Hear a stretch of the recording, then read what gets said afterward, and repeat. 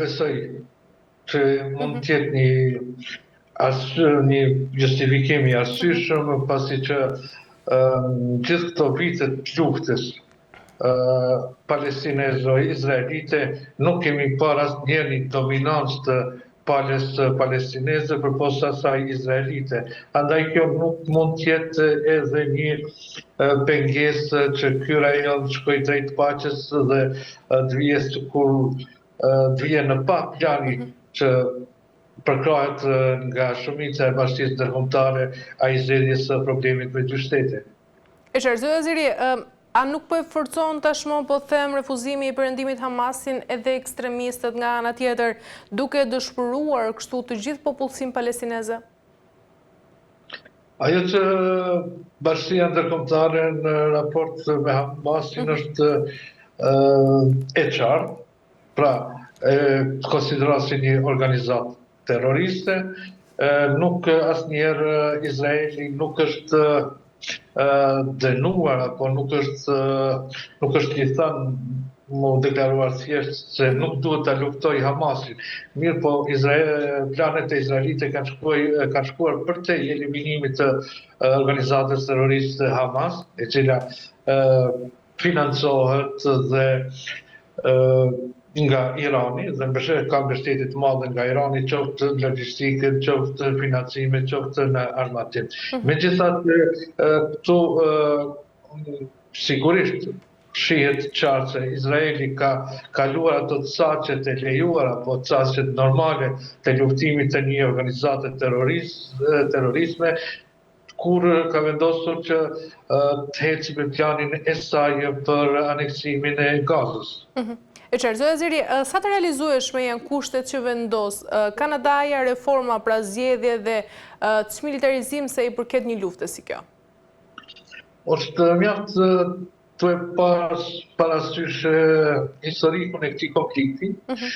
duke pas parasysh divergjencat e mëdha mes Hamasit dhe asaj që quhet Organizata për Çlirimin e Palestinës, e cila në fakt kontrollon vetëm bregun perëndimor, pra jo dhe Gazën. Gaza është në pushtetin apo nëse mund të themi në qeverisjen e Hamasit, e kështu që është bukur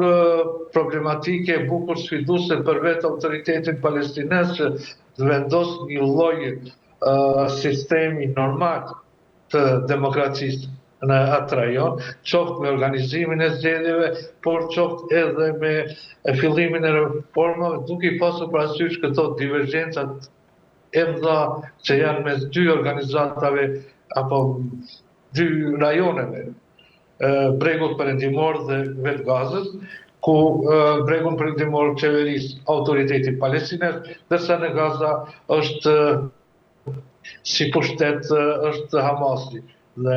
kur kemi parasysh divergjencat e gjata historike mes këtyre dy organizatave, është shumë vështirë që të flitet për ndonjë reformë, siç janë kushtet e Kanadas apo edhe Bashkisë Ndërkombëtare, për të vendosur një stabilitet dhe një farë forme të një qeverisje apo një idere antidemokratike në territorin e Gazës, sidomos në territorin e Gazës. Në të kundërt, zoti Azeri, a ekziston vërtet rreziku pra që qëndrimi kundër njohjes ta izoloj Izraelin në arenën ndërkombëtare? Nuk pres që Izraeli të izolohet në arenën ndërkombëtare për shkak të fuqisë së madhe qoftë diplomatike, qoftë ushtarake, pasandej përkraja që ka nga Shtetet e Bashkuara të Amerikës. Por edhe këto shtetet që e kanë njohur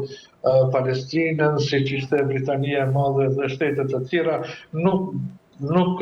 pres që të bëjnë aq presion të madh sa që Izraeli të izolohet në aspektet në arenën ndërkombëtare, apo të përjashtohet nga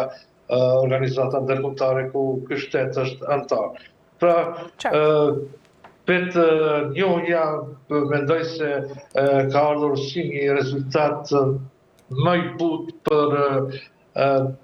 për vetë Izraelin dhe qeverinë e Netanyahu, qeveri kjo e cila pashtu në Izrael kundërshtohet me mjaft protesta edhe për shkak të zgjatjes së luftës në Gaza, por edhe për afera të mëdha korruptive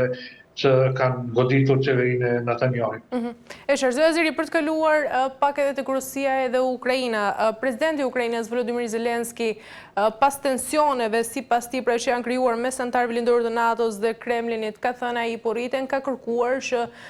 të shtohen edhe masa shtesë, pra duke drejtuar kështu Shtetet Bashkuara të Amerikës drejt Rusisë. A mendoni se është pikërisht tani koha që këto masa shtesë dhe këto sanksione të vendosen tani ndaj Shtetit Rus? Kjo është në vazhdim e gjithë ngjarjeve që zhvillohet në raport Rusi dhe Ukrainë. Natyrisht që pas refuzimit të ofertave nga presidenti Trump që ju bëri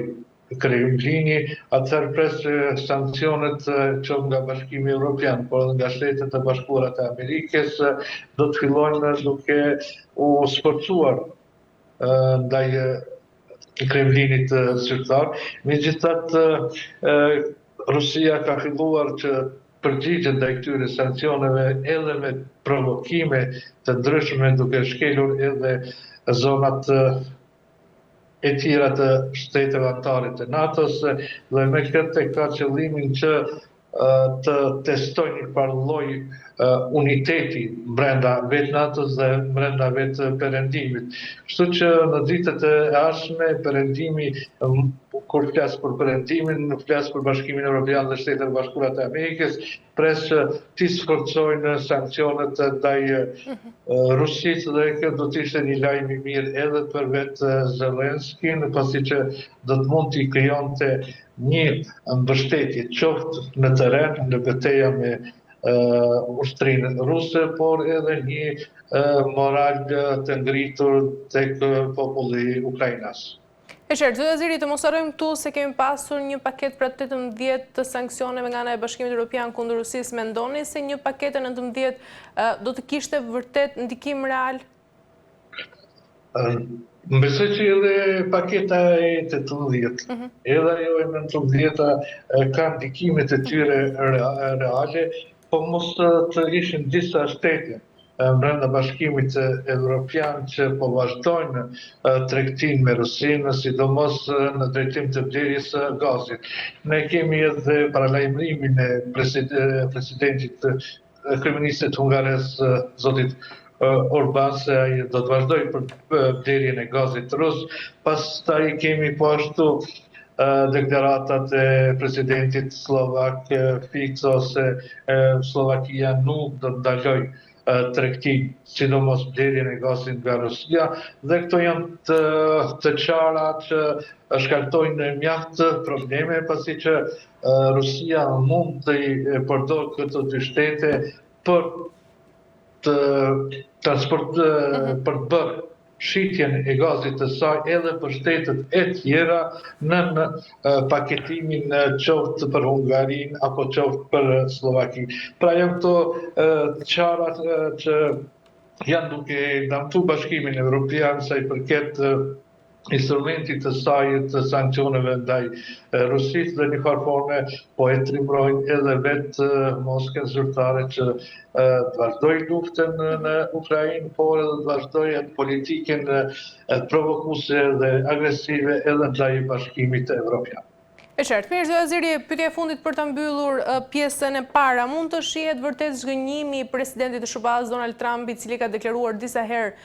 se është i zhgënjur nga presidenti rus Vladimir Putin, dhe kjo të sjellë një mundësi pra që Washingtoni të rreshtohet më afër me mbështetjen ndaj Kievit? Kjo është, do të thoja, edhe një shpresë për vetë Kievin zyrtar. Nëse presidenti Trump vendos që tashmë deklaratat e tij në publik t'i kthejë edhe në veprime, atëherë ne mund të presim një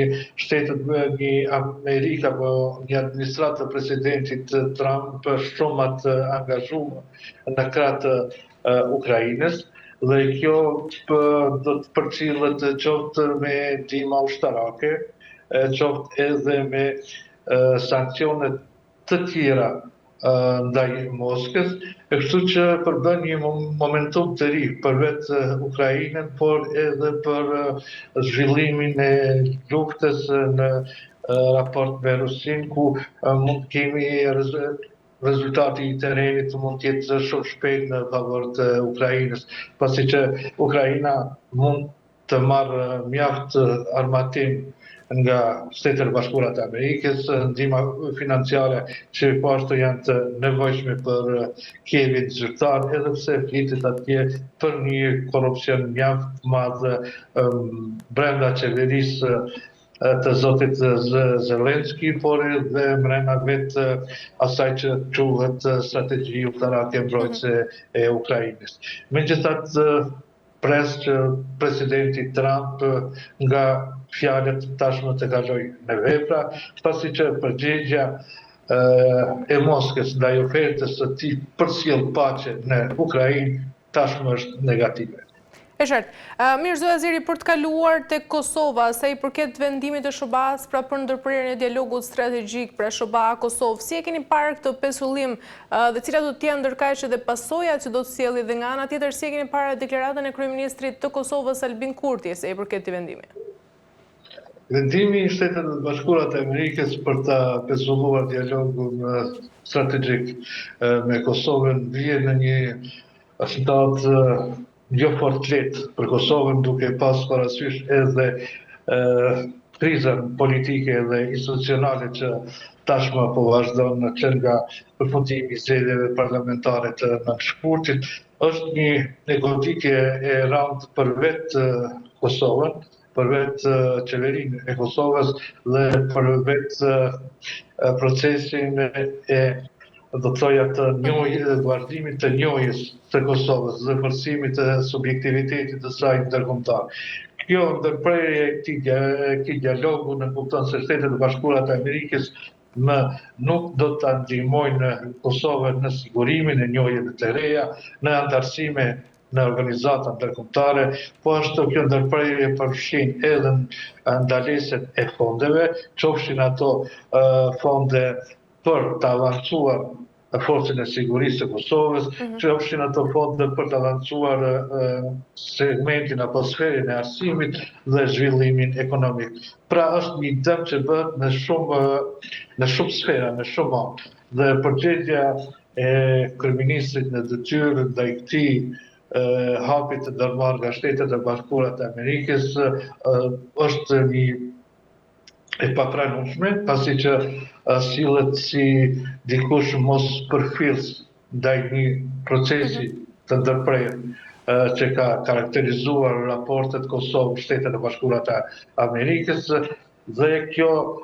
do t'i ketë, si thash më parë, pasojat e veta edhe ekonomike, edhe politike, edhe të diplomacisë, por edhe në rrafshin e sigurisë. Zoti Azeri, a shihet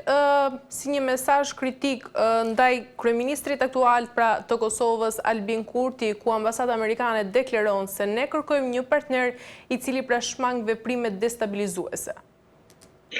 Gjatë gjithë qeverisjes së tij, zoti Kurti është karakterizuar me një kokëpërtësi të tij dhe një mosgatishmëri të tij për të koordinuar e bashkëpunuar me Shtetet e Bashkuara të Amerikës, si aleatin tonë kryesor strategjik që kemi. Dhe veprimet e tij kundër këshillave të administratës amerikane, kundër sugjerimeve të tyre kanë qenë gjatë gjithë mandatit të tij qeverisës, që po i bën tani 5 vjet. Dhe tani është sikur është mbushur kjo kupa. Dhe ky reagim i Shteteve të Bashkuara të Amerikës nuk ka ardhur aty për aty. Mirë po, është mbushur kupa gjatë gjithë qeverisës së zotit Kurti, me përforcinë e tij, me mospranimin e tij për të dakorduar dhe bashkëpunuar me Shtetet e Bashkuara të Amerikës, sidomos me veprimet të ndërmarra në veriun e vendit. Kjo ka bërë që Shtetet e Bashkuara të Amerikës më në fund edhe t'ia tregojnë zotit Kurti terën, duke treguar se atyre tashmë ju duhet një partner tjetër. është të vazhduar bashkëpunimin me Kosovën. Ata zakonisht deklarojnë se nuk Shtetet e Bashkuara të Amerikës do të vazhdojnë të mbështesin popullin e Kosovës, por jo edhe qeverinë aktuale. Edhe një grisela që